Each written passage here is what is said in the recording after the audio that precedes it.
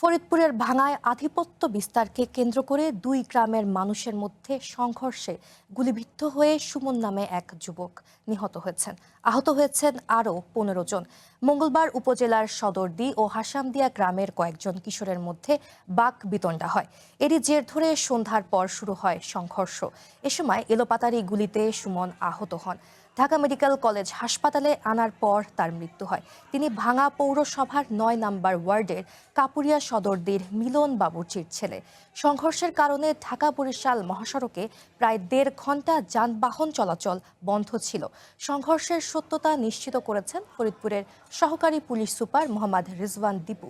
তিনি জানান, আধিপত্য বিস্তারকে কেন্দ্র করে সদরদি ও হাসামদিয়া গ্রামবাসীর মধ্যে ধাওয়া পাল্টা ধাওয়া ও সংঘর্ষ হয়েছে।